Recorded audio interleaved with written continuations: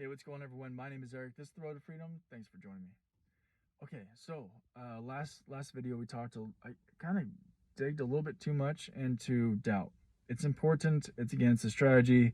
We're still on strategies. Section 3 is on emotions. I got so much stuff. I'm super passionate about that. It's been a life changer for me. I wanted to share that. It's the whole reason why I started this channel again. But here's a little bit. If you want to be able to manage, control, and then leverage your emotions, you got to know this. If you want to be able to manage, control, and leverage how you feel or how you respond to a situation, you have to know this. This is like beta. This is like basic. So EQ is bullshit. I'm gonna say it again. EQ is bullshit. That's what a 4-year-old does. The ability to recognize that you have emotions, that they have emotions, and you can empathize. Congratulations, your brain is at a 4-year-old. You've constantly developed a way that which you can empathize. In fact, we actually look at that when we're considering if you're a sociopath or a psychopath. A 4-year-old, bro. A 4-year-old. Okay, so EQ is really fucking low tier. Okay, what's the next step? All right. As a child, you're going to start learning how to manage your emotions, right? Some may learn to express them, use it as a way of manipulation. Some may learn to bottle it up. That's managing. Now we're going to learn how to control, and then we're going to learn how to leverage. Let's talk about control. In order to be able to control your emotions or your state of mind, mental state of mind, you have to know that there's a state, there's a condition, and there's a formula. Okay, state is the state of which you're in, emotionally, mentally. Condition is the thing that's happening. Okay, the theme of things that are happening to cause that state. And then the formula is how to either get out of it or how to stay in it. It's pretty cool, right? Pretty fucking cool. Again, going back to there's no such thing as chaos, just ignorance, right? All right, so let me give you two. Anyone have kids? This one's pretty simple. Happiness and despair. I'm gonna give it to the parents first, and I'm gonna give it to the non-parents second. Okay, so parents first. Hey, did you ever recognize that whenever your kid wanted a toy and they're going after the toy, right? They're going after it, they're happy, right? Or they're determined, or there's something, and then they get their toy and they're fucking ecstatic. They're super ecstatic. They're happy. They got their toy. They accomplished their goal. What happens though whenever they go after it? They're determined, right? And then something stops them from getting the toy. What happens? They cry. They're in despair. Oh. As a child, we may be less complex. Maybe we're more simple in the way that we respond, but it doesn't change the fact that that thing is still part of us. For non-parents, let me give you something else. Picture this. You're in your home. There's no windows. No entry or exit except for one door. And for whatever reason, you have to get outside. But here's the problem. The door is barred. You cannot get out through normal means. Whenever you reach for the door and you have to get out, or you want to get out, you feel upset, right?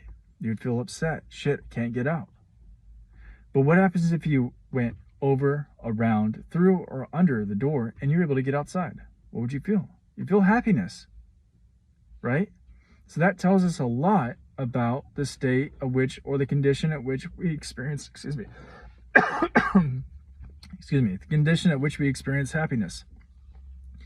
Happiness is something, whenever we're moving, perceived movement towards our goals, then we experience happiness. Not movement towards our goals, perceived or actual, causes despair, okay? So that's something right there. If you want to that's a condition of, if you want to insert the formula, here's what you do. You get a clearly defined goal, right? That you can accomplish, and then you go after it. What's some examples of this? Mindfulness, meditation, and asceticism is an example of this. Okay, that's what I use. That's how I got my crow's feet at 23. Okay, people would always ask me at college, why are you always smiling? Right? Because I was a smiling guy. I was always smiling. I got bored with happiness. Why are you always smiling? Okay, here's what I did. I had all this shit, right, that I thought I couldn't do. It was bothering me. I changed my goal. I changed my goal to make it to where I was wanting to meditate. I was wanting to train. I was wanting to do martial arts, right? That became my goal. I kept on going after it, going after it, going after it. More perceived movement and movement and movement. Now I'm happy. So you can go after your goal, or you can change the goal. That's how you get happiness. Let's talk about another one. Doubt or confusion. Okay. So let's say you're my personal assistant. I employed you for a day and I said, hey, I need you to sweep my floors. I'm really busy. Can you sweep my floors for me? And so you grab the broom. And I say, hey, man, I need you to do my taxes.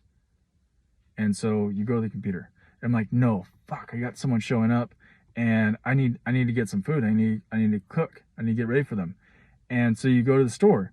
And as soon as you get to the store, I call you up. I'm like, dude, they're fucking here. You didn't even sweep the floors. Get over here, do the floors. If I do this enough, round robin this enough, you're going to be in a state of confusion because things are no longer simple. And I haven't let you complete a task, right? I keep on giving more and more and more to you. See this happen so many times in life, especially at work. You know, if you're a desk jockey like me, you're going to have 6 or 7 different ways that people are communicating to you. They've got a bunch of different asks, and you have to figure out which one is most priority. And if they give it to you at fast enough rate, then eventually you can't process through it quick enough, and you're going to be in a state of confusion. All right, so there's that. There's one way of getting into it. Another way of getting into it is not having a clear direction, right? We see this with teenagers. What do you want to do? I don't know. What are you doing today? I don't know. Because they have no clear direction. So they're in a state of confusion. They don't know where to go. They don't know what to do. Okay? So if you want to get out of that state of confusion, one way you can do it, stay away from a state of confusion, one way you can do it is keep things simple. Another way you can do it is have a clearly defined goal. Okay? By having that, again, we can go back to happiness, right? Getting more happy because we're making perceived movement towards our goal. All right, let's say you're in a state of confusion. How do you do it? Well, we just talked about that. You find one thing, doesn't matter what it is, you focus on that one thing. You're going to say yes or no internally. Your feelings are going to tell you yes or no. If it's a yes, keep on going. If it's a no, change the thing. Immediately change the thing. Go after something else. It's a yes or a no. Eventually, after you do that several times, you're going to find out that, okay, through doing this like 7 times, I've realized that the thing that's really important is this other thing. I'm going to go after this other thing and I'm going to go crush it. Now you're no longer in a state of confusion, right? You're in a state of knowingness. And when you're in a state of knowingness, you have more power in your movement, right? And thereby, again, feedback loop, going back to happiness. So, look, I know this is really meta. Success leaves clues. Okay, follow the fucking clues. If you're interested in emotional hygiene, or what are they calling it? Self-care, or it's not self-care, they're calling it something else. All this fucking hippy-dippy bullshit, it's not new. Okay, people can give it a certain name. They can define it a certain way. This shit ain't new.